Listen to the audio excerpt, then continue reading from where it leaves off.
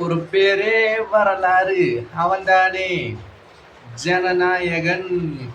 வணக்கம் நண்பர்களே, நான் உங்கள் மாரி வேந்தன். ஜனநாயகம் வென்றது, பணநாயகத்தை தோற்றடித்த ஜனநாயகன். TVK rocked, DMK shocked. இந்த மாதிரி என்ன வேணாலும் தமிழ்லைன் வைக்கலாங்க. ஜோசப் சந்திரசேகர் விஜய் இது எல்லாத்துக்கும் தகுதியானவர்னு ப்ரூவ் பண்ணிட்டாரு. அதாவது ஃபஸ்ட்டு நீங்கள் ஒரு 10% ஓட்டு வருவீங்களா அப்படின்னு கேட்டாங்க. அதுக்கப்புறம் விஜய் மட்டும் ஜெயிப்பாருங்க அப்படின்னு சொன்னாங்க. அப்புறம் விஜய் ஜெயிப்பாருங்க, ஒரு 20% ஓட்டுக்கு மேலே வருங்க. அப்புறம் ஒரு 10லேருந்து 15 சீட் ஜெயிப்பாங்க, ஆனால் ஆட்சியெல்லாம் அமைக்க முடியாதுங்க. 25 சீட்டு வரைக்கும் வருவாங்க, ஆனால் ஆட்சி வர முடியாது, ஏன்னா 30% மேலே வேணும்னு சொன்னாங்க. இது எல்லாத்தையும் சுக்கு நூறாக உடைச்சிட்டாரு திரு ஜோசப் விஜய். நான் உட்பட பல பேர் சொன்ன கருத்துக்கள் எல்லாம் அப்படியே ஸ்லிப்பர் ஷாட் அடித்த மாதிரி உடச்சி விட்டாப்புல. அதாவது எந்த அளவுக்குன்னா, விஜய் வருவார், அவர் ஒரு ஓட் பர்சன்டேஜ் உடைப்பார், அவர் ஒரு 10 சீட் ஜெயிப்பாருன்னு நினச்சா, இங்கே என்னடானா 108 சீட்டு ஜெயிச்சிருக்கிறாரு திரு விஜய் அவர்கள். அதாவது அவரோட ஃபேன் பேஜ் வந்து ஒரு 10 to 15% இருக்கும் அப்படின்னு நினச்சா, இங்கே 34% வாங்கியிருக்கு. ஸோ இதெல்லாம் எப்படி சாதிச்சார் விஜய்? இது எப்படி போகுது இந்த அரசியல் களம்? இப்போது அலையன்ஸ் கொண்டு வந்துட்டாங்க, இப்போ சீஃப் மினிஸ்டராக வேறு ஆக போகிறாரு. இது எல்லாத்தையும் கொஞ்சம் சுருக்கமாக ஏதோ எனக்கு தெரிஞ்ச அறிவில் நான் உங்களுக்கு சொல்கிறேன், ஓகேயா? ஸோ இப்போ வந்து பார்த்தீங்கன்னா, விஜய் அவர்கள் வந்து பார்த்தீங்கன்னா எப்படிங்க ஜெயிச்சாரு? ஸ்டாலினுக்கு 70 வயசு ஆச்சுங்க. திரு எடப்பாடி பழனிசாமி அவர்களுக்கு 70 வயசாச்சு. இந்த வயசுல 234 தொகுதியிலையும் மாங்குன்னு போய் பிரச்சாரம் செஞ்சு எல்லா காசையும் வாரி வழங்கி அவ்வளோ உடல் உழைப்போடு செஞ்சாங்க. திரு சீமான் அவர்களுக்கு பணபலமே கிடையாது, ஆனால் ஒரு நாளைக்கு 4 தொகுதின்னு இந்த மொட்டை வெயிலில் போய் அவ்வளோ பாடுபட்டு எல்லாம் பண்ணார். ஆனால் இதே ஆப்போசிட்டில் விஜய் அவர்களை வந்து பார்த்தீங்கன்னா, போனதே மொத்தமாக ஒரு 18 இடம்டா. அதுலேயும் ஒரு நாள் போனாருன்னா அடுத்த நாள் அவருக்கு ரெஸ்ட்டு வேறு. இதுக்கு மேலே வந்து பார்த்தீங்கன்னா மீடியாவை சந்திக்கவே இல்லை. பட் இருந்தாலும் ரிசல்ட் வந்து பார்த்தீங்கன்னா அவர் தான் ஜெயிச்சார். இது எப்படிங்க சாத்தியம் அப்படின்னா, எனக்கு தெரிஞ்ச வரைக்கும் நான் சொல்கிறேன் எப்படி சாத்தியம்ன்ட்டு. திரு விஜய் அவர்கள் தெளிவாக பிளான் பண்ணி ஸ்கெட்சு போட்டு இந்த எலெக்ஷனில் அவர் இறங்கியிருக்காருங்க. ஏன் எப்படின்னு நான் சொல்கிறேன்னா, நம்ம வெளியிருந்து பார்க்கும்போது அந்த கூட்டம் ஒரு தற்கூரி கூட்டங்க, விஜய்க்கெல்லாம் எதுவும் தெரியாதுங்க அப்படின்னு நினச்சோம். பட் ஆனால் இந்த ரிசல்ட்லேருந்து என்ன தெரிய வருதுன்னா, விஜய் அவர்களுக்கு தன்னோட படம் ரிலீஸ் ஆகும்போது எப்படி வெற்றி பெறும், தன்னோட ஃபேன்ஸ் யார் அப்படிங்கிறத அவர் தெளிவாக புரிஞ்சு வச்சாரோ, அதே மாதிரி எனக்கு ஓட்டு போடுறவன் யார் அப்படிங்கிறத அவர் தெளிவாக தெரிஞ்சுக்காரு. எனக்கு ஓட்டு போடுறவங்க யங்ஸ்டர்ஸ். அந்த யங்ஸ்டர்ஸுக்கு தெரிஞ்ச அவங்க அப்பா அம்மா சொந்தக்காரங்க அவங்க தான் போடுவாங்க.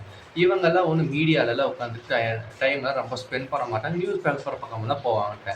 இவங்க சோசியல் மீடியாவில் மட்டும்தான் இருப்பாங்க. ஸோ முழுக்க சோசியல் மீடியாவை ஒரு டூலாக விஜய் பயங்கரமாக ஒரு பிஆர் டீம் மூலமாக அவங்க ரன் பண்ணியிருக்கிறாங்க. அது அவங்களுக்கு செம்மையாக ஹெல்ப் பண்ணியிருக்கு. ரெண்டாவது, விஜய் அவர்கள் இப்போ தான் வராங்க. ஸோ மீடியாவை பார்த்தா அவங்க ஏதாவது கேள்வி கேட்டு அவர் தடுமாறுனா அது ஒரு ட்ரோலாக போயிருக்கு. இப்போ எடுத்துக்காட்டு விஜயகாந்த் அவர்கள் பேசும்போதெல்லாம் அதை ட்ரோலாக கொண்டு போயிட்டாங்க அந்த காலத்தில். ஸோ இது விஜய் கம்ப்ளீட்டாக அவாய்ட் பண்ணிட்டார். அப்புறம் மூணாவதா, இந்த எலெக்ஷன் வந்து யாருக்கு நடக்குது, யாருக்கு வேணும் யார் வேண்டாங்கிறது தான் இந்த எலெக்ஷன் அப்படிங்கிறத தெளிவாக புரிஞ்சுக்கிட்டு, இந்த எலெக்ஷன் ஸ்டேட் எலெக்ஷன், ஒன்று திமுக வேணும், இன்னொன்று திமுக வேண்டாம், அவ்வளோதான். ஸோ இதை சூப்பராக ப்ளே பண்ணி, எப்படி சினிமானா அஜித் விஜய் ஹீரோ வில்லன் அந்த மாதிரி, ஒன்று டிவிக்கே இன்னொன்று டிஎம்கேங்கிறத நரேஷனை சூப்பராக கொண்டு போனார் விஜய் அவர்கள். ஸோ அதுக்கு பலனாக தான் இந்த ரிசல்ட் வந்திருக்கு, சரிங்களா? ஸோ 234 தொகுதியில் சேர்ந்த 2 வருஷத்தில் 233 தொகுதியில் போட்டியிட்டு ஒரு தொகுதி போயிடுச்சு. பட் இருந்தாலும் வந்து பார்த்தீங்கன்னா அவரோட பேரை சொல்லிட்டுனா அங்கே ஒரு கேண்டிடேட்டும் நின்னாங்க. ஸோ அந்த 233 தொகுதியிலையும் வந்து பார்த்தீங்கன்னா 108 தொகுதியில் ஜெயிச்சு நிறைய இடங்கள்ல 500 ஓட்டு 1000 ஓட்டுன்னு டஃப்ல தான் தோற்றும் செஞ்சுருக்கிறாங்க டிவிக்கு. இந்த அளவுக்கு மாற்றம், இந்த அளவுக்கு ஒரு ஆளை, சரியான ஆளை எப்படிப்பா நடந்துச்சிங்க அப்படின்னு வந்து பார்த்தீங்கன்னா, ஆன்டி இன்கம்பன்சி இந்த 2 திராவிட கட்சிகளுக்கும் சரி, இந்த திமுக முக்கியமாக பயங்கரமாக இந்த களத்தில் இருந்திருக்குங்க. அதை நம்ம ஒத்துக்கிட்டே ஆகணும். ஸோ ஒரு 10 to 15% வரைக்கும் ஓட்டு போகலாம். ஆனால் 34% போயிருக்கு அப்படின்னா 2 திராவிட கட்சிகளுக்கும் எதிராக மாற்றா திரு விஜய் அவர்களை பார்க்குறாங்க மக்கள். ஸோ இதை சூப்பராக பயன்படுத்திக்கிட்டு அவர் வேற லெவலில் பிளான் பண்ணி உள்ளே இறங்கியிருக்கிறாப்புல. நம்ம வெளியிருந்து பார்க்கும்போது தற்கொலை கூட்டம் நினச்சோம். பட் ஆனால் அவரோட ஆடியன்ஸை அவர் தெளிவாக புரிஞ்சுக்கிட்டாரு. அவரோட வேட்பாளர்கள் அவர் தெளிவாக புரிஞ்சுக்கிட்டாரு. அவங்களுக்கு இந்த ஒரு 2-3 பஞ்ச் டைலாக் சார் 18 இடத்துல போனார். எல்லா இடத்துலையும் ஒரே டைலாக் தான்.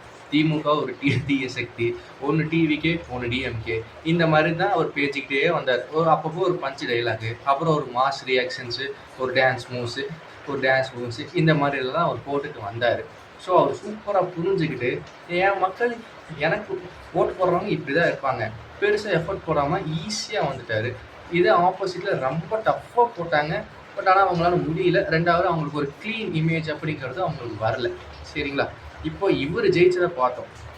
இப்போ இதில் இவங்க 108 ஜெயிச்சிட்டாங்க. ஸோ 34%. இதில் ஆப்போசிட்டில் இருக்கிறது மொத்தமாக 66% இருக்குது. ஸோ கிட்டத்தட்ட 66% மேலே விஜய் வேண்டான்னு ஓட்டு போட்டிருக்காங்க. பட் இருந்தாலும் விஜய் அவர்கள் தான் பெரும்பான்மை. ஸோ அது ஏன் பாசிபிள் ஆச்சு? டிவிகேக்கு வராத ஓட்டு டிஎம்கேக்கு போயிருக்கு, ஏடிஎம்கேக்கு போயிருக்கு, அப்புறம் அஃப்கோர்ஸ் என்டிகேக்கு போயிருக்கு. ஸோ இதில் ஃபஸ்ட்டு நம்ம வந்து டிஎம்கேவோட தோல்வியை ஏன் இப்படி தோத்தாங்க அப்படிங்கிறத நம்ம பார்ப்போம். ஸோ கிட்டத்தட்ட ஒரு 70 சீட் பக்கத்தில் தான் இவங்க ஜெயிச்சிருக்காங்கன்னு நினைக்கிறேன். டிஎம்கே அலையன்ஸ் வந்து பார்த்தீங்கன்னா ஸோ இந்த அளவுக்கு தோற்றுருக்குறாங்க. 24 இப்போ தான் 2 வருஷத்துக்கு முன்னாடி 40க்கு 40 ஸ்வீப் பண்ணாங்க, ஜெயிச்சாங்க. பட் ஆனால் அதே கூட்டணி இந்த வாட்டி படுதோல்வி அடைஞ்சிருக்கிறாங்க. ஸோ இதுக்கு மெயின் ரீசனாக என்ன கருதப்படுதுன்னா, சட்ட ஒழுங்கு சீர்குலைஞ்சிருக்கு அப்படின்னு ஒரு கட்டமைப்பு வந்து பார்த்தீங்கன்னா சோசியல் மீடியா ஃபுல்லாக திமுக ஆட்சிக்கு எதிராக போச்சு. அப்புறம் தலித்தோட ஓட்டுகள், தலித்துக்கு எதிரான குற்றங்கள் வந்து இங்கே திமுக ஆட்சியில் அதிகமாக இருக்குது அப்படிங்கிற ஒரு பேச்சு பரவலாக இருந்துச்சு. அப்புறம் போதைப் பொருள் கலாச்சாரம், இந்த மாதிரி, அப்புறம் பெண்களுக்கு எதிரான பாதுகாப்பு இங்கே இல்லை. ஸோ இந்த மாதிரி பிரச்சனைகள் எல்லாம் வந்து பார்த்திங்கன்னா இங்கே டிஎம்கே ஆட்சியில் நிறைய இருந்துச்சு. அதுக்கு எக்ஸாம்பிளாக நிறைய இருந்துச்சு. கஸ்டடி டெத்ஸ் இருந்துச்சு. இங்கே கோயம்புத்தூரில் அந்த ஒரு பெண்ணுக்கு நடந்ததாக இருக்கட்டும், அப்புறம் அண்ணா யூனிவர்சிட்டியில் ஒரு பெண் பாலியல் வன்கொலை செஞ்சதாக இருக்கட்டும், அப்புறம் மெத் அந்த போதைப் பொருளுக்கு சம்மந்தமாக பெரிய பெரிய செலிப்ரிட்டிஸ் வரைக்கும் அந்த தொடர்பு போனதாக இருக்கட்டும், அப்புறம் மேல்பாதி, வேங்கை வயல், அப்புறம் கவினோட படுகொலை, ஆணவ படுகொலை. ஸோ இந்த மாதிரி நிறைய இஷ்யூஸ் இருந்துச்சு. அதெல்லாம் டிஎம்கே வந்து பார்த்திங்கன்னா அவங்களோட மீடியா பவர் மூலமாக வெளியில் பேசாமையே வச்சுக்கிட்டாங்க. அது அவங்களுக்கு பேக் ஃபயர் ஆயிருக்கு. ஸோ அது பேக் ஃபயர் ஆயிருக்குன்னா எந்த அளவுக்கு ஆயிருக்குன்னு வந்து பார்த்திங்கன்னா, அவங்க ஆட்சியில் நல்லதே அதாவது நடக்குதுன்ட்டு அவங்களே வந்து பார்த்திங்கன்னா நிறைய பிலீவ் பண்ணியிருக்கிறாங்க. ஸோ இதுக்கு வந்து பார்த்திங்கன்னா அவங்களே தான் சொந்த செலவில் சுண்ணியை வச்சுக்கிட்டாங்கன்னு தான் சொல்லணும். ஸோ அதே மாதிரி அலையன்ஸில் இருந்த விசிகாவாக இருக்கட்டும் சரி, சிபிஐ, சிபிஎம், காங்கிரஸும் சரி, தேர்தல் சமயத்தில் தான் அவங்க ஒரு காலத்தில் கூட்டணியே இருப்பாங்க. தேர்தல் முடிஞ்சதுக்கப்புறம் ஆளுங்கட்சியோட அலையன்ஸில் இருந்தாலும் அவங்க தப்பு செஞ்சால் இவங்க கேள்வி கேட்பாங்க, சொல்லுவாங்க. பட் ஆனால் பிஜேபி அப்படிங்கிற ஒரு ஃபேக்டரை மட்டுமே காமிச்சு டிஎம்கே செய்கிற தப்புகளில் வந்து பார்த்திங்கன்னா இவங்க நிறைய முட்டு கொடுக்க ஆரம்பித்தனால இவங்களுக்கே வந்து அது ரிப்பீட் அடிச்சு போச்சுங்க. அப்புறம் இன்னும் சில முக்கிய மந்திரிகள், அமைச்சர்கள் எல்லாம் வந்து பார்த்திங்கன்னா ஊழல் குற்றச்சாட்டில் உள்ளே போனதாக இருக்கட்டும், அவங்க மக்களிடம் வந்து பார்த்திங்கன்னா ஓசி பஸ்ஸு அந்த மாதிரியெல்லாம் நிறையா ரொம்ப எப்படி சொல்கிறது ஃபன்னாக கொடுக்குற கமெண்ட்டை, ரொம்ப இழிவாக பேசுகிற மாதிரி எல்லாம் கமெண்ட்டாக கொடுக்கறதுனால பயங்கரமாக ஆன்டி இன்கம்பன்சி கிரவுண்டில் இருந்திருக்குங்க. ஸோ இதில் ரொம்ப பாதிக்கப்பட்டது ஏடிஎம்கேன்னு சொல்கிறோம். பட் ஆனால் நீங்கள் நல்லா நோட்டீஸ் பண்ணி பாருங்கள், டிஎம்கேவோட ஓட்டு, ஆன்டி டிஎம்கேவோட ஓட்டு வந்து பார்த்திங்கன்னா டிவிகேக்கு போயிருக்கு, ஏடிஎம்கே போயிருக்கு, அப்புறம் வந்து பார்த்திங்கன்னா என்டிகேக்கு போயிருக்கு. இந்த ஓட்டு மட்டும் உடையாமல் ஏடிஎம்கே அண்ட் டிவிகே, என்டிகே 3 பேர் ஏதாவது ஒட்டுக்காக இருந்துருந்தாங்கன்னா டிஎம்கே ஸ்வீப் ஆகிருப்பாங்க. கிட்டத்தட்ட 234 30 தொகுதி ஜெயிச்சிருக்கிறதுக்கே அவங்களுக்கு ரொம்ப கஷ்டமாக இருக்கும். அது ஏன் நான் சொல்கிறேன்னா, இந்த ஆன்டி டிஎம்கே ஓட்டு ஸ்பிளிட் ஆகியுமே ஏடிஎம்கே வந்து பார்த்திங்கன்னா 50 சீட்டுக்கு மேலே அவங்க ஜெயிச்சிருக்கிறாங்க. ஸோ ஆனால் இவங்களால இவ்வளோ ஸ்பிளிட் ஆகாமல் இருந்துச்சுன்னா டிஎம்கே வந்து படுதோல்வி அடைஞ்சிருப்பாங்க. ஸோ அப்புறம் 3ஆவதாக டிவிகே வந்து பார்த்திங்கன்னா உங்களுக்கு எப்படி சோசியல் மீடியாவில் பிராண்டிங் பண்ணாங்க, விஜயை வச்சுட்டு ஒன்று டிவிகே இன்னொன்று டிஎம்கே அப்படின்னு கொண்டு போனாங்க. அந்த மாதிரி திரு ஸ்டாலின் அவர்களை மட்டுமே ப்ரொஜெக்ட் பண்ணி இவங்க கொண்டு போனது இவங்களுக்கு வந்து பார்த்தீங்கன்னா கடுப்பாயிடுச்சு. ஏன்னா எந்த ஒரு யூடியூப் வீடியோ, எந்த ஒரு இன்ஸ்டா, எந்த ஒரு ஃபேஸ்புக்கை ஸ்க்ரோல் பண்ணிட்டு இருக்கும்போதோ ஸ்டாலின் வரட்டும், தமிழ்நாடு ஜெயிக்கட்டும்னு அந்த ஆடு வந்துட்டே இருந்தது. மக்களுக்கு உண்மையாலுமே கொஞ்சம் எரிச்சலை கொண்டு போச்சு. ஸ்டாலினை ப்ரொஜெக்ட் பண்ணாமல் டிஎம்கே செஞ்ச நல்லதை ப்ரொஜெக்ட் பண்ணியிருந்தாங்க அப்படின்னா இவங்களுக்கு இன்னும் கொஞ்சம் பாசிட்டிவாக போயிருக்கலாம். இவங்க ஒரு தலைவர், ஒரு பிம்பம், அதை மட்டும் கொண்டு போயிருந்தனால அவங்களுக்கு மக்கள்கிட்ட அது வெறுப்பு வந்துருச்சு. ஏன்னா எந்த ஒரு யூடியூப் வீடியோ போட்டாலோ ஸ்பான்சர் அந்த ஆடில் அந்த வீடியோ மட்டும்தான் வந்துட்டு இருந்துச்சு. ஸோ அது இவங்களுக்கு வந்து பார்த்தீங்கன்னா இவங்க செஞ்ச நல்லதை சொல்லாமல் ஏடிஎம்கேவை கலாய்ச்சி போட்டதாக இருக்கட்டும், அப்புறம் ஸ்டாலினை மட்டும் ப்ரொஜெக்ட் பண்ணதாக இருக்கட்டும், இதெல்லாம் இவங்களுக்கு வந்து ட்ராபேக்காக தான் இருந்திருக்கு. அப்புறம் மூணாவதாக நம்ம ஏடிஎம்கே இவங்களோட தோல்வி வந்து பார்த்தீங்கன்னா எப்போ ஆரம்பிச்சுன்னு உங்களுக்கு எல்லாத்துக்குமே தெரியும். எப்போ இவங்க வந்து ஜெயலலிதா அவங்க மறைவுக்கு பிறகு பிஜேபி கூட அலைன்ஸுக்கு போனாங்களோ அப்போவே வந்து பார்த்தீங்கன்னா இவங்களோட டவுன்ஃபால் ஆரம்பிச்சிருச்சு. அதை நம்ம ஒத்துக்கு தான் ஆகணும். ஏன்னா தமிழ்நாட்டை பொறுத்தளவுக்கு பிஜேபிங்கிறது வந்து ஒரு ஸ்ட்ராங் ஆன்டி பிஜேபி அலையன்ஸ் தான் இங்கே தமிழ்நாடு ஃபுல்லாக ஒரு வேவாகவே இருக்குது. ஏன்னா இந்தியா முழுக்க, ஏன் பக்கத்து ஸ்டேட்டில் இருக்கிற கேரளாவில் கூட ஆர்எஸ்எஸ் ஸ்ட்ராங்கு, பக்கத்தில் இருக்கிற கர்நாடகா கூட பிஜேபி ஆர்எஸ்எஸ் ஸ்ட்ராங்கு. பட் ஆனால் இங்கே தமிழ்நாட்டில் ஆர்எஸ்எஸும் ஸ்ட்ராங்காக இல்லை, பிஜேபியும் ஸ்ட்ராங்காக இல்லை. கேரளாவில் பிஜேபி வரல, பட் ஆனால் சோசியல் ரீதியாக கேரளாவில் ஆர்எஸ்எஸ்க்கு பயங்கர இன்ஃப்ளூயன்ஸ் இருக்குது. பட் ஆனால் தமிழ்நாட்டில் அது இல்லை. ஸோ ஏன்னா வரலாற்று ரீதியாக இந்த மண் வந்து ஒரு சமூக நீதி மண். பட் ஆனால் பிஜேபியோட சித்தாந்தத்தை, பிஜேபியோட பாவங்களை ஏடிஎம்கே சுமக்கிறனால அவங்களுக்கு ட்ராபேக்ஸ் வருது. ஸோ அதனால இந்த எலெக்ஷன் அந்த எப்போ 21 தேர்தலில் அலையன்ஸ் வச்சாங்களோ அப்போ இருந்தே இவங்களுக்கு டவுன்ஃபால் வந்திருக்கு. அப்புறம் பிஜேபி கூட்டணி வச்ச எந்த ஒரு கட்சியுமே தமிழ்நாட்டு தேர்தலில் ஜெயிச்சதே இல்லை. அந்த ஹிஸ்ட்ரியும் இங்கே ரிப்பீட் ஆகிட்டே வருது. எப்போ இவங்க ஏடிஎம்கே பிஜேபி விட்டு போய் ஒரு 2-3 தேர்தல் தொடர்ந்து 24 நின்னாங்க தனிச்சு. பட் ஆனால் நம்பிக்கை வரல. மறுபடியும் இந்த தேர்தலில் நின்றுருந்தாங்க அப்படின்னா இந்த தேர்தல் ஏடிஎம்கே ஜெயிக்க வேண்டியது. ஏடிஎம்கே அவங்க ஸ்பேஸை கோட்டை விட்டுட்டாங்க. அதனால விஜய் அவரோட ஸ்பேஸை சூப்பராக வந்து எடுத்துக்கிட்டாருங்க. இதுதான் ரியாலிட்டி. ஏடிஎம்கே விட்ட இடத்த விஜய் வந்து நிரப்பிட்டாரு. தமிழ்நாட்டு பாலிடிக்ஸை பொறுத்தளவுக்கு 1967க்கு பிறகு ஒன்றே ஒன்று தான். ஒன்று ஃபார் டிஎம்கே, இன்னொன்று ஆன்டி டிஎம்கேங்க. அந்த ஆன்டி டிஎம்கே ஸ்பேஸை விஜய் இங்கே ஃபில் பண்ண ஆரம்பிச்சிட்டாரு. டிவிகே விசஸ் டிஎம்கேங்கிற பிளேட்டை சூப்பராக திருப்பி போட்டு கொண்டு வந்துட்டாருங்க.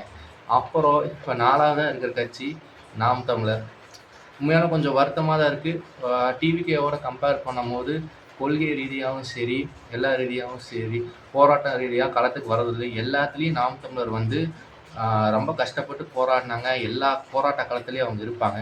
பட் ஆனால் ஒரு டிவிகேக்கு கிடைச்ச அங்கீகாரம் நாம் தமிழர் கிடைக்காம போயிருக்கு.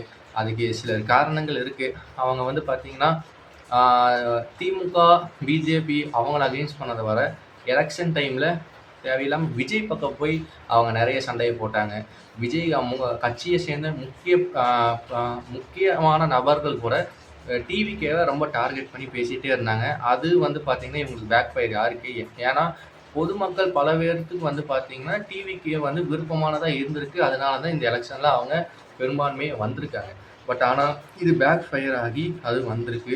ஸோ நாம் தமிழருக்கு இது என்ன தான் வந்து 8%லேருந்து 4%ஆக வந்து இருந்தாலும் நாம் தமிழருக்கு ஒரு எப்படி சொல்கிற ஒரு ஃப்யூச்சர் இருக்குது. ஏன்னா அது ஒரு ஐடியாலஜி ட்ரிவன் பார்ட்டி. டிவிக்கே இப்போ ஒரு பீக் வந்திருக்கு. பட் ஆனால் நாளைக்கு அவங்க இருப்பாங்களான்னு கேட்டால் இல்லை. ஏன்னா என்னை பொறுத்தளவுக்கு டிவிகே அனதர் ஏடிஎம்கே. ஏடிஎம்கேவோடவுக்கு ஒரே கொள்கை தான். என்ன கொள்கை?